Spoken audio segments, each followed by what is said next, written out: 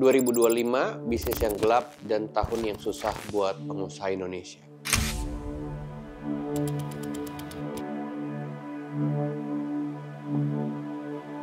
Buat teman-teman yang baru bergabung di channel gue biasanya ngebahas tentang bisnis ekspor-impor, perkembangan UMKM, dan juga kebijakan pemerintah yang ada di Indonesia.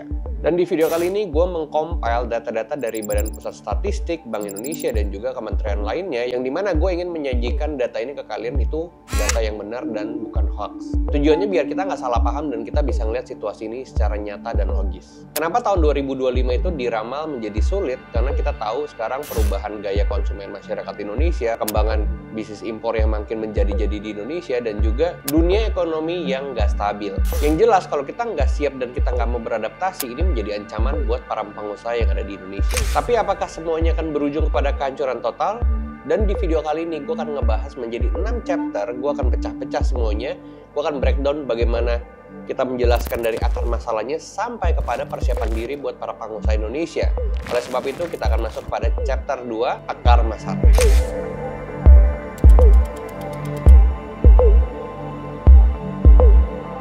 Oke, kalau kita bicara akar masalah, tahun 2025 banyak banget pengamat ekonomi yang melihat bahwa 2025 ini bukan menjadi tahun yang baik untuk ekonomi Indonesia. Dari riset yang gue baca, ada beberapa faktor besar. Yang pertama adalah pemulihan ekonomi pasca pandemi belum rata. Walaupun ekonomi kita udah mulai bangkit, pertumbuhan di beberapa sektor kayak pariwisata, penerbangan, industri padat karya atau UMKM itu masih level di bawah pandemi. Artinya para pengusaha di sektor-sektor yang gue sebutkan tadi itu belum benar-benar mature atau belum siap untuk mengembangkan bisnisnya secara baik. Apalagi kita tahu setelah pandemi itu barang impor semakin menjadi-jadi di Indonesia. Dan akhirnya membuat para pengusaha Indonesia ini harus berhadapan dengan para pengusaha dari luar, bukan lagi cuma pengusaha dari Indonesia. Dan kalau para pengusaha Indonesianya sendiri di sektor-sektor yang gue sebutkan tadi belum kuat, otomatis dari kualitas barang juga belum baik, dari persaingan harga juga belum bisa kasih yang terbaik buat para konsumen, yang akhirnya menyebabkan daya beli masyarakat kepada produk-produk lokal ini jadi terpengaruh. Dan juga yang kedua adalah ketidakpastian global. Jadi isu-isu seperti perang dagang, konflik geopolitik, dan krisis energi di beberapa negara bisa mempengaruhi rantai pasok dan perdagangan internasional.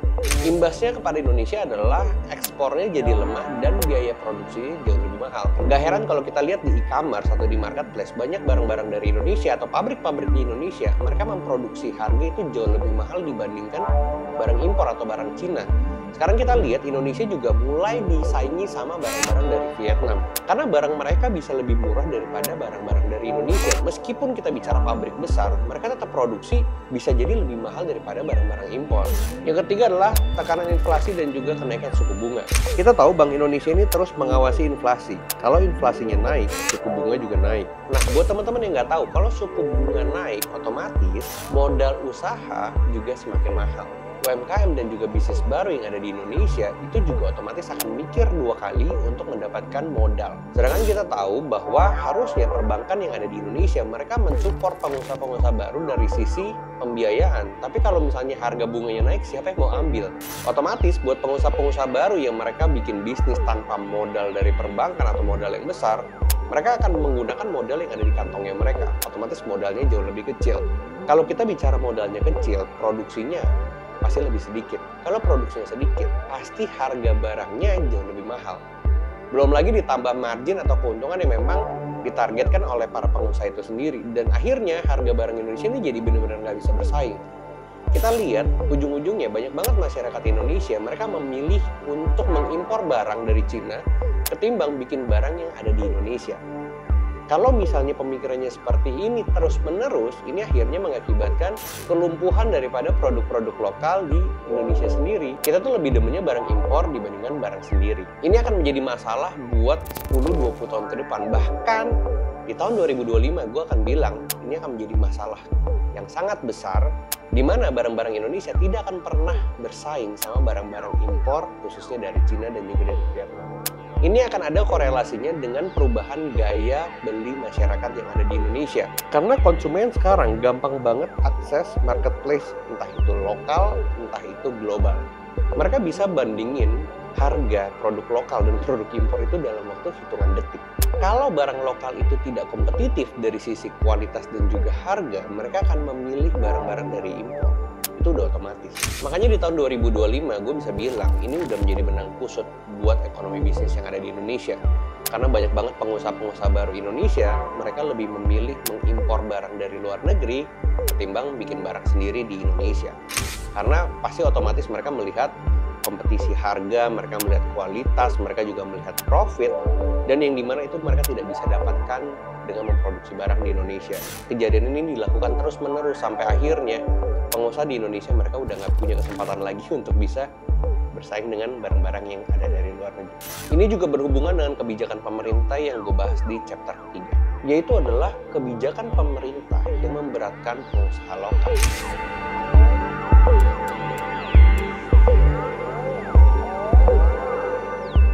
Biasanya kalau kita ngomongin kebijakan pemerintah, kita tuh mungkin yang ada di benak kepala kita adalah subsidi KUR atau kredit usaha rakyat, atau juga program digitalisasi atau program-program pelatihan lainnya. Tapi di balik itu juga banyak regulasi yang ternyata memberatkan pengusaha lokal. Ini gue kasih beberapa contohnya. Yang pertama adalah perpajakan yang rumit dan berubah-ubah. Bagi UMKM, ngurus pajak itu adalah sesuatu yang rumit, apalagi juga berubah-ubah kebijakannya. Misalnya kebijakan PPN yang mengalami beberapa kali penyesuaian tarif. Kemarin ada isu di mana PPN akan naik ke 12%. Tapi kan nggak jadi, PPN tetap di 11%. Oke, PPN 11%. Nah, untuk para UMKM atau para pengusaha lokal, saat ini mereka itu punya harapan berjualan yaitu lewat e-commerce. Jadi, PPN-nya udah 11%. Dan mereka kalau misalnya jualan di e-commerce, itu juga ada fee untuk e-commerce-nya itu sendiri. Misalnya kita tahu Tokopedia atau Shopee, dulu memang mereka bisa mengenakan tarif yang sangat rendah, mungkin sekitar 3, 4, atau 5%. Tapi makin lama ketika perusahaannya itu makin laku atau bisnisnya makin jalan, otomatis fee yang dikenakan kepada UMKM tersebut tuh semakin besar. Jadi PPN-nya udah 11% dan sekarang Tokopedia juga bisa mengenakan tarif atau Shopee mengenakan tarif itu bisa sampai di 12-15%. Jadi kalian hitung sendiri, 11 ditambah 15 udah 27%. Ditambah lagi keuntungan yang mau diambil sama si pengusaha itu sendiri. Misalnya keuntungannya adalah 20%, berarti udah 47%. Harga yang dijual pasti akan jauh lebih mahal dibandingkan harga dari barang impor. Ini menjadi masalah, itu sebabnya barang dari lokal itu udah banyak yang mulai tidak menarik perhatian bagi para konsumen dari Indonesia. Dan juga yang kedua dari kebijakan pemerintah yang gue melihat adalah kebijakan upah dan aturan kerja. Meskipun niatnya untuk melindungi pekerja, kerap kali penetapan upah minimum atau UMP bahkan aturan pesangon berubah seiring kebijakan Omnibus Law yang masih tarik ulur.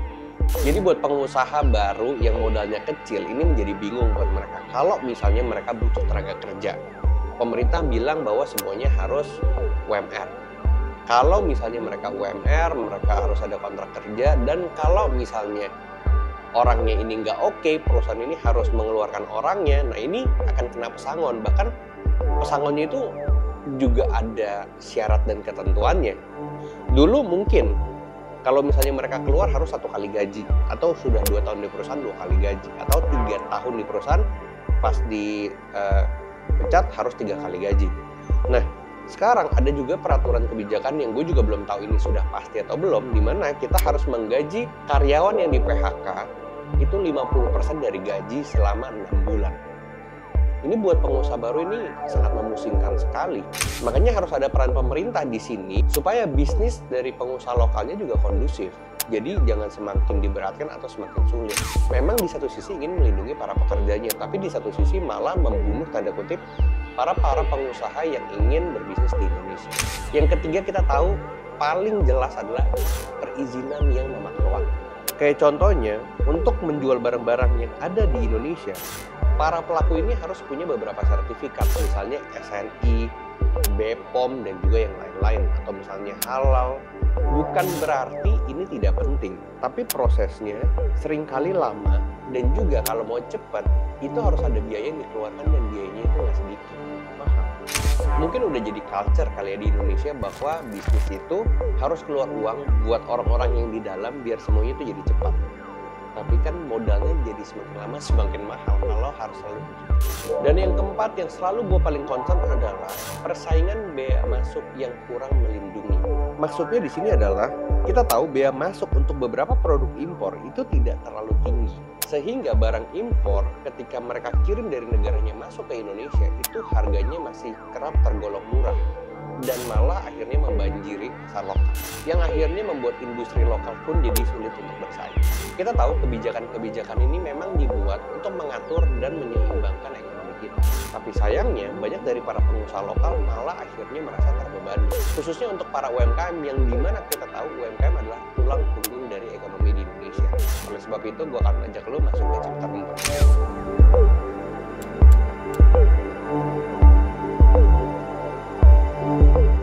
Tahu UMKM itu menyerap 60% tenaga kerja yang ada di Indonesia dan mereka adalah penyumbang PDB terbesar negara kita.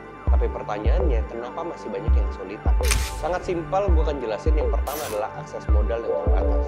Walaupun pemerintah punya program KUR atau kredit usaha rakyat dengan bunga subsidi yang paling murah di Indonesia, tetap aja UMKM pertama masih banyak yang belum bisa apply. Yang kedua adalah banyak dari UMKM mereka tidak memiliki kapasitas untuk apply kredit yang katanya murah dari pemerintah Indonesia. Kriterianya nggak masuk. Kenapa? Karena selalu bank itu menyatakan harus punya kolateral atau aset yang dijaminkan. Sedangkan kita tahu banyak dari UMKM mereka juga belum punya aset. Tapi untuk kredit atau mengambil modal harus punya aset. Ini kan jadi masalah akhirnya. Jadi ujungnya UMKM mereka memproduksi dengan modal yang mereka punya dari kantongnya. Jadi ya bisnis yang kita lihat di UMKM itu udah kebaca banget.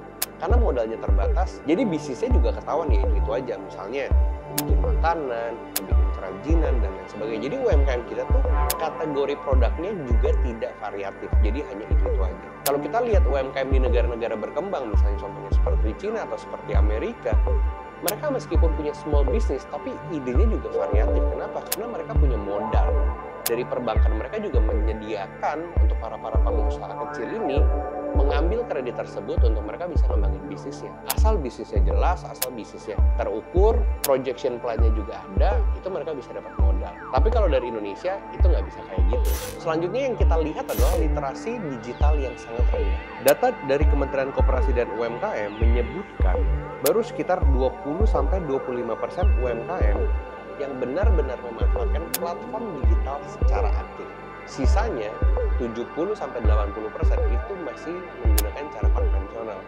Padahal kita tahu sekarang literasi digital konsumen kita udah sangat-sangat tinggi. Mereka semua belanja lewat online. Bahkan mereka beli beras atau kebutuhan pangan pokok mereka aja sekarang udah menggunakan online. Tapi karena UMKM kita literasi digitalnya masih rendah, yang notabene itu kebanyakan adalah orang-orang di daerah dan juga umur senior, ini yang malah akhirnya menyulitkan si para UMKM untuk mereka bisa berkompetisi di dunia digital hari ini. Dan yang ketiga adalah kurangnya inovasi dan juga riset pasar. Banyak UMKM yang tadi gue bilang berjualan produknya tuh sama dan juga mereka berlomba-lomba dengan harga yang sangat murah. Kita udah tahu kalau misalnya kita bermain di sektor harga, kita udah nggak mungkin bisa menang lawan produk Cina. Contohnya gue kasih lagi, kalau produk impor mereka membanjiri pasar Indonesia dengan harga yang lebih murah lagi, kebanyakan dari UMKM mereka terpaksa harus turunin harganya lagi. Jadi gue akan bilang ke kalian bahwa pricing war is never ending story. Nggak akan pernah selesai kalau kita selalu ngadunya di harga. Dan ujung-ujungnya kalau UMKM nggak untung, ngapain kalian bisnis? Benar nggak? Kita tahu dalam membangun sebuah bisnis itu tuh harus ada CEO-nya kalau misalnya di perusahaan besar ya, atau misalnya ada CTO, Chief Technology Officer atau Chief Finance Officer, yang dimana setiap orang mereka punya peranannya masing-masing. Tapi kalau UMKM semuanya dikerjain sendirian, mulai dari produksi, marketing sampai keuangan, satu orang tuh punya banyak peran. Sampai akhirnya orang tersebut nggak fokus untuk ngembangin bisnisnya, nggak punya tim dan nggak punya manajemen, itu membuat bisnis tuh jadi nggak bisa bersaing. Tapi kan balik lagi, gimana mau punya tim, gimana mau punya manajemen, modal aja terbatas. Jadi UMKM ini itu mereka muternya tuh di situ-situ aja. Gue bisa bilang ini jadi kayak lingkaran setan. Makanya banyak banget UMKM itu yang akhirnya tumbang dan nggak bisa jadi perusahaan menengah atau bahkan menjadi perusahaan besar. Jual barangnya di Indonesia itu udah keambil pasarnya sebarang impor. Mau murah-murahan udah nggak bisa. Mau bikin efisiensi produk juga nggak bisa. Riset produk yang jauh lebih bagus pun nggak bisa. Jadi ini deadlock nih untuk para UMKM di Indonesia. Gue ngomong jujur di video ini supaya kalian tuh melek bahwa sekarang kondisi bisnis di Indonesia ya seperti itu. Di chapter selanjutnya, di chapter 5, gue akan ngebahas bagaimana barang impor itu bisa menguasai ekonomi Indonesia. Ini akan menjadi lebih seram lagi, tapi yang terpenting kalian nonton dulu sampai habis, jangan di skip supaya ini bisa jadi pelajaran buat kalian. Dan gue akan ngasih tahu di akhir video Bagaimana caranya supaya kalian bisa mempersiapkan diri dan juga kalian bisa bersaing dengan barang-barang impor yang datangnya dari Cina.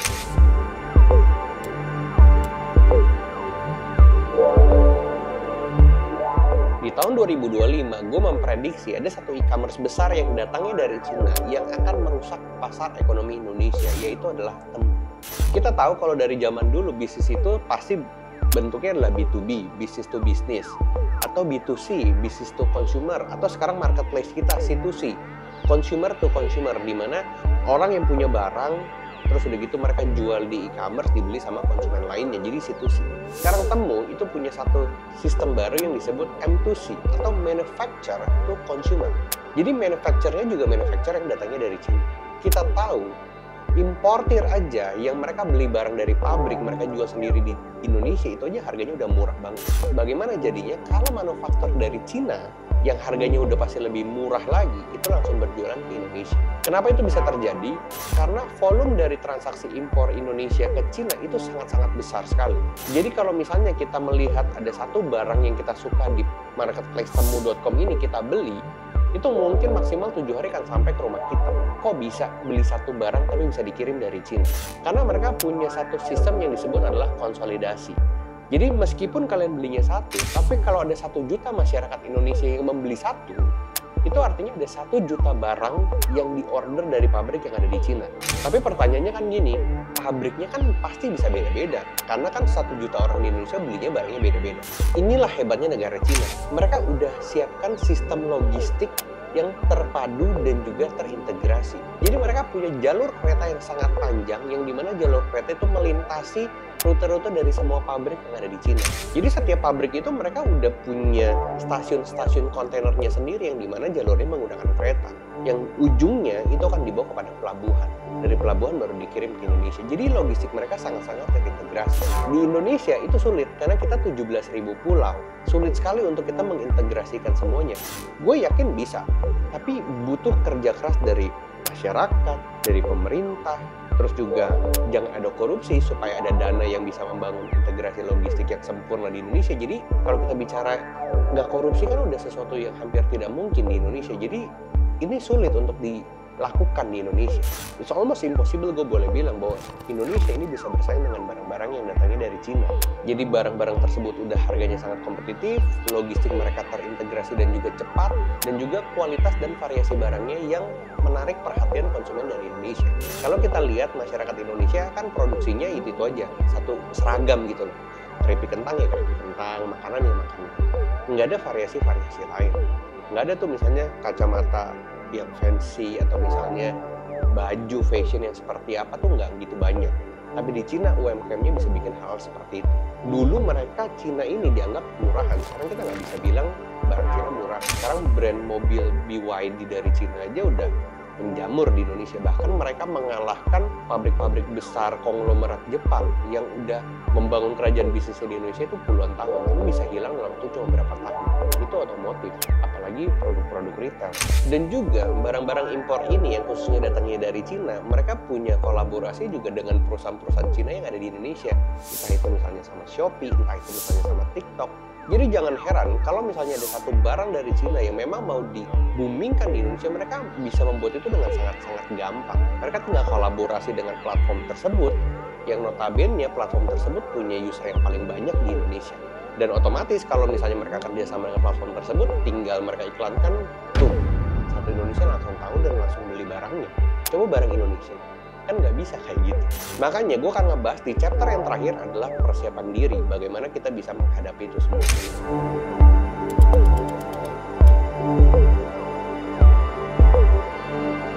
Setelah kita dengar semua tantangannya, kita juga jangan terlalu khawatir, karena gue di sini akan menjelaskan beberapa solusi dan poin-poin yang kalian bisa pelajari. Yang pertama adalah kita harus go digital dengan benar-benar serius. Jangan cuma bikin akun sosial media kayak misalnya Instagram, YouTube gitu-gitu, jangan. Kita juga harus melek sama namanya digital marketing atau creating content. Entah itu bikin konten yang menarik di TikTok atau di Instagram, di YouTube Short, di YouTube long video. Kita harus benar-benar memahami itu semua. Kita juga harus bisa melek sama teknologi-teknologi yang sebenarnya bisa ngebantu bisnis kalian itu jauh lebih cepat dan jauh lebih berkembang. Misalnya contoh e-fulfillment center. Jadi kalian nggak perlu lagi tuh stok barang di rumah sendiri, nyewa rumah kalau memang barangnya banyak, terus kalian packing sendiri tuh nggak perlu. Ada e-fulfillment center yang bisa terintegrasi sama marketplace kalian. Jadi kalian tuh harus paham hal-hal yang seperti itu, karena ini bisa menghemat waktu dan juga biaya operasional kalian. Poin selanjutnya yang kalian harus sangat-sangat paham adalah bangun sebuah brand. Jadi kalau kalian ngerti gimana caranya ngebangun brand, ini akan nyelamatin kalian dari persaingan barang-barang impor dengan harga murah. Karena kalau kalian punya brand, kalian tuh punya value, kalian punya karakter, dan setiap karakter dan value itu memberikan solusi buat konsumen yang memang kalian tuju. Misalnya kalian bikin produk yang mengusung kearifan lokal, menggunakan barang-barang dari daerah, atau kalian ini produknya membantu banyak banget masyarakat di daerah atau apapun gitu loh ya. Nah itu kalian bisa bungkus menjadi satu konten, kalian taruh value di dalam brand dan produk kalian, dan itu yang akhirnya menjadi sebuah diferensiasi yang masyarakat bisa lihat bahwa oh kalau beli barang ini yang saya dapat tuh ini. Oh nggak cuma dapat barang yang bagus, tapi saya juga ternyata berperan penting untuk membantu masyarakat di daerah, karena brand ini ternyata berkontribusi banyak untuk masyarakat yang misalnya para pekerjanya itu disabilitas misalnya. Beberapa brand udah pernah ngelakuin ini dan ternyata berhasil. Selanjutnya untuk kalian bisa menghadapi semua masalah yang gue sebutkan tadi adalah bangun komunitas. Karena bisnis zaman sekarang itu community based. Misalnya contoh, kalian ini punya produk makanan yang sehat. Kalian bikin komunitas yang ngajarin mereka tentang hidup sehat, nge-gym, atau misalnya lari pagi bareng, atau misalnya yoga pagi bareng dengan para ibu-ibu. Yang dimana kalian tuh udah punya komunitas yang solid. Kalau komunitasnya solid, kalian mau jualan barang yang sesuai dengan komunitas itu, mereka pasti beli. Jadi kita nggak bener-bener nyari pasar atau nyari konsumen yang kita nggak tahu itu siapa.